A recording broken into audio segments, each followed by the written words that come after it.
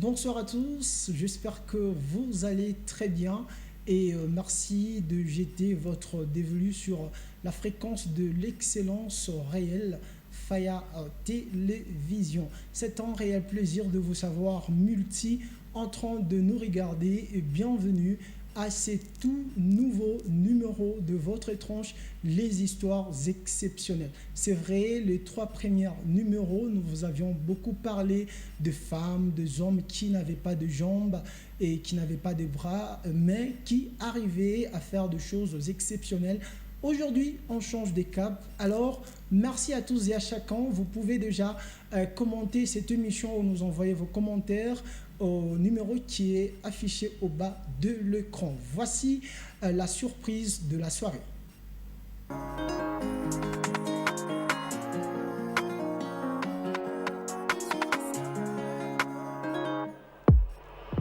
Purchase your tracks today.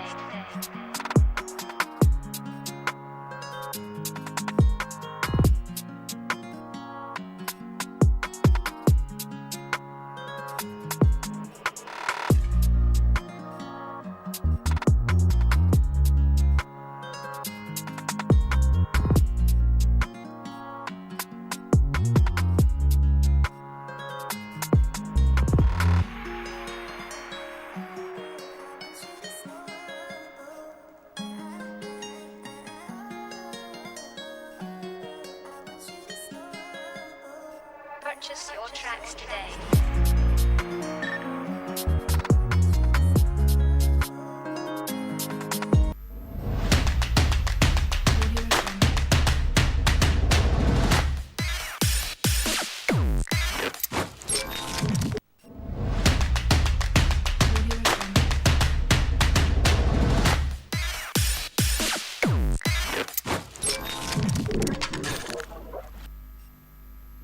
Comme je vous ai parlé, la première personne, c'était Sylvain Hélène, dit Friki Audi. C'est l'homme le plus tatoué de la France.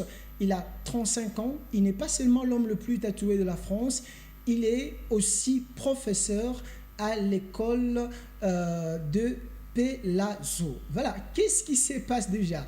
Donc ça veut dire l'apparence atypique de ce professeur provoque beaucoup vraiment de mécontente ou de mécontentement dans le cœur de parents d'élèves. Beaucoup de gens se demandent, plusieurs personnes de leurs parents se demandent, mais comment est-ce qu'un professeur peut avoir ce genre de tatouages? Alors, tout a commencé à une exposition. Il a fait 12 ans avant de pouvoir remplir des tatouages tout son corps. 12 ans d'expérience et le début, bien sûr, il était un homme normal. Alors, Friki était un homme normal comme moi, sans tatouage. Et puis, comme il était passionné du tatouage, il s'est dit, bon, je vais faire de mon mieux pour devenir l'homme le plus tatoué de la France. Alors, il s'est caché. Après un temps, il a décidé vraiment de se faire visualiser au salut du drapeau. On va le voir.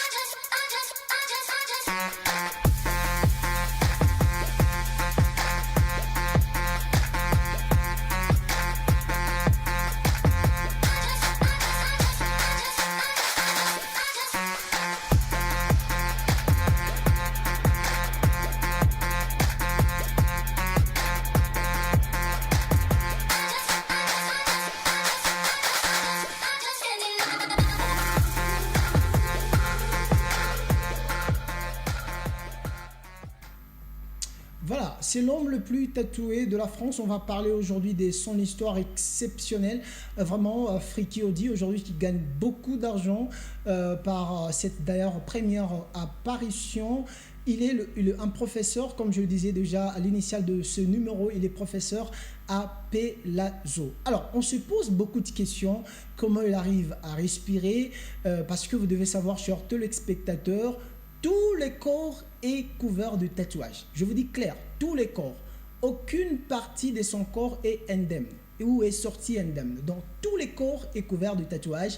Et si vous voulez plus vraiment de vidéos, vous allez nous écrire en privé. On va vous les envoyer sans difficulté aucune. Alors, on se pose la question, comment il respire, comment il transpire, comment il est en train de voir, parce que ses yeux sont aussi tatoués. Et est-ce qu'il pense aussi au cancer? Parce que après quoi, on dit que les tatouages peuvent nous amener à des maladies cancéreuses. Est-ce qu'il pense à ça? Le parent, voilà, parce qu'on est enfant, on est, je ne sais pas, le nœud de la famille. Qu'est-ce que les parents nous disent par rapport à cette métamorphose? Alors, toutes les questions, vous les aurez avec notre frère, il se nomme Hélène Sylvain, dit Friki Audi. Quand je serai vieux, ça vieillira avec moi, comme une cicatrice, comme mon corps. De toute façon, quand on est vieux, on n'est pas beau. Donc si ça devient pas beau, ça ira avec. Et si je suis un beau vieux, bien musclé, bien sportif, ce seront des beaux tatouages, bien musclés, bien sportifs également.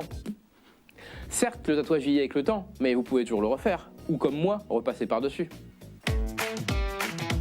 On me demande souvent si je ne vais pas avoir de cancer à cause de tous mes tatouages, parce que vous comprenez, toute cette encre sous la peau, ce serait nocif. Effectivement, le tatouage c'est une agression, le tatouage c'est rentrer un corps étranger sous la peau, mais ça fait 6000 et 7000 ans que l'être humain s'est tatoué.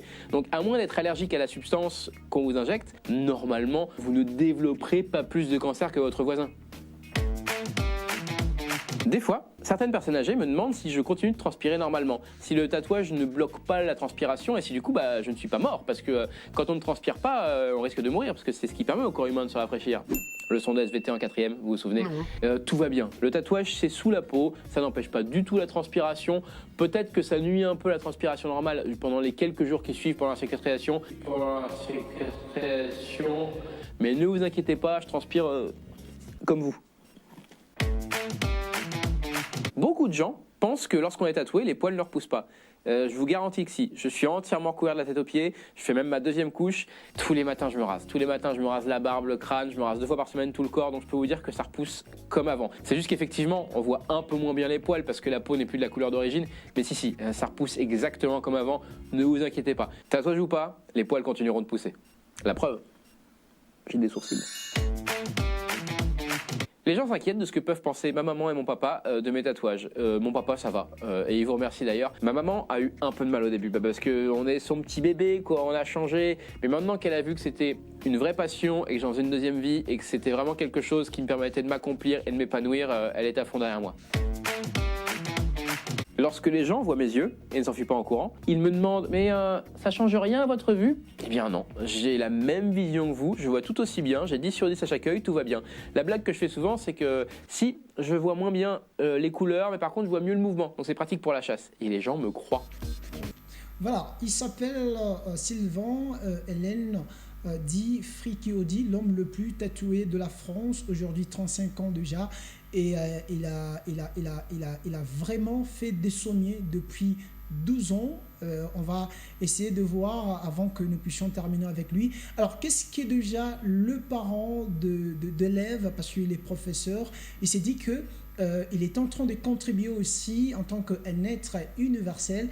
Cela ne pose pas problème d'avoir le tatouage. Ce sont des tatouages vrais. Et peut-être que le téléspectateur pense que ce sont de faux tatouages. Non, ce sont des tatouages vrais. Alors, qu'est-ce qu'il nous dit en tant que professeur? Et différentes questions, bien sûr, et aussi différents mécontentements de parents. Les enfants posent assez rarement des questions. Ils vont demander pourquoi tu as ça, pourquoi tu es tatoué. Je leur dis parce que j'aime bien.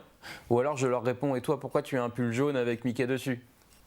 Mon fils au CE1 m'a demandé papa, c'est quoi en fait? C'est comme si c'était une chose, mais alors que c'est réellement une personne. C'est un peu effrayant pour les enfants. C'était le maître remplaçant de mon fils, mais ils me disent qu'ils n'ont pas peur.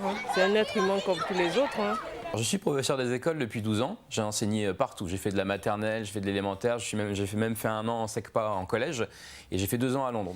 Sauf que quand j'étais à Londres, j'ai décidé de commencer à me faire tatouer. Comme je ne fais pas les choses à moitié, j'ai fait toute ma première couche en 3 ans et demi. J'ai fait également des choses qui sont un peu marginales, notamment les yeux. J'avais pas trop de problèmes jusqu'à l'année dernière avant de faire les yeux. J'avais bien 2-3 remarques de parents qui venaient me voir ou qui venaient voir l'inspectrice. Et il se trouve qu'en tant que ZIL, en tant que remplaçant de courte durée, lorsqu'on n'est pas appelé, pour remplacer au pied levé le matin une maîtresse qui est malade, on doit aller dans son école de rattachement. Et ma directrice, elle avait des petites sections. Et les petites sections, ils ont 3 ans. Donc il y en a un parmi les 60 des 2 classes qui aurait eu peur, qui aurait eu des cauchemars, les parents ont fait une lettre. Il y a un compromis qui a été trouvé de ne plus me mettre en maternelle pour ne plus risquer d'avoir de problèmes avec des parents de maternelle. Et alors que s'ils venaient me voir au portail, s'ils venaient me parler, s'ils venaient voir que j'avais un français châtié, que j'étais intelligent, que j'étais un bon enseignant, plein d'expérience, je pense que ça irait beaucoup mieux. Les enfants que j'ai eus en classe, les parents, jamais ne se plaignent. Et les enfants non plus. Il y a bien 2 minutes de flottement au début, je me présente et ça passe tout de suite. Mais c'est tout le temps les enfants que j'ai croisés une fois dans le couloir ou une fois dans la cour. Et effectivement, les enfants ont beaucoup d'imagination. Donc ils imaginent le pire, surtout avec ma tête. Moi, je me suis fait tatouer parce que j'aime ça. C'est une passion. J'ai jamais fait de. Je me suis fait entièrement recouvrir tout le corps à la japonaise Irezumi avant de faire les parties incachables. Mais pendant 3 ans, personne ne savait que j'étais tatoué. J'étais tatoué jusque-là. Et c'est quand je n'ai plus de place nulle part que j'ai fini par aller sur les mains, le cou, la tête, tout ça. Donc j'ai vraiment fait ça pour moi avant les autres. J'ai jamais fait ça dans une démarche militante. C'est après, quand j'ai vu que je pouvais m'amuser avec, que j'ai commencé à faire des tournages et tout, et que c'est chouette parce que normalement les professeurs des écoles ils sont que professeurs des écoles. C'est juste que j'aime cette évolution maintenant qui me caractérise. Je me ferai tatouer toute ma vie. Si le fait que mon apparence puisse aider les gens à évoluer, et notamment les enfants, parce que j'imagine que rien que quand ils me voient, ils prennent directement une leçon de tolérance. Si je peux aider à contribuer à l'augmentation de la tolérance dans notre pays, pourquoi pas ? Parle maintenant de Marie. Marie a 19 ans. Elle s'est fait aussi tatouer. Elle s'est fait d'abord tatouer en commençant par le pas de danse parce qu'elle évoluait dans un groupe X en France. Mais elle a décidé soudainement de changer les caps pour embrasser ou inféonder ces grands concours qui va prendre fin avant la fin de cette année en cours. Marie qui s'est fait tatouer et aujourd'hui, elle va aussi participer en tant que femme ou parmi les femmes, bien sûr, le plus tatouées de la France.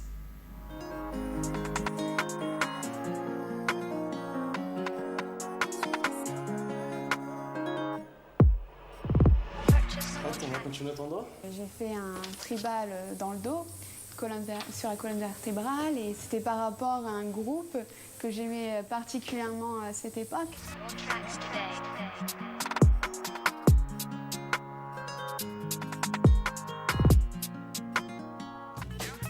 C'est un choix qui, moi, j'étais pas d'accord. Oui, Je l'ai expliqué en plus. Vous êtes sûr que vous voulez faire ça, tout ça? et j'étais vraiment butée sur celui-là.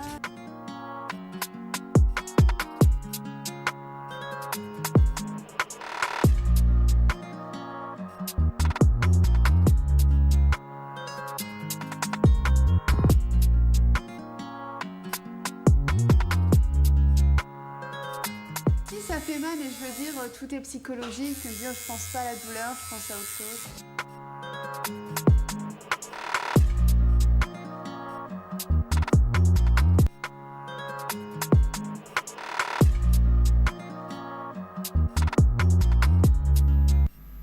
Voilà, je vous dis clair que le tatouage fait très mal parce que lorsque le laser touche l'hypoderme, ça veut dire qu'il y a du sang qui va couler, ça fait trop mal, c'est pas vraiment bien, c'est vraiment déconseillé de se tatouer. Alors, on vous dit merci à toutes les personnes, merci de votre sympathie, fidélité nous accorder. On va se retrouver le mardi prochain avec un tout nouveau numéro. Vos commentaires sont les bienvenus si et seulement si que vous voulez visualiser cette émission sur YouTube. Tapez juste Histoire exceptionnelle Faya TV. Histoire exceptionnelle Faya TV. Vous aurez toutes nos émissions. D'ici jusque-là, portez-vous bien et restez toujours sur Faya.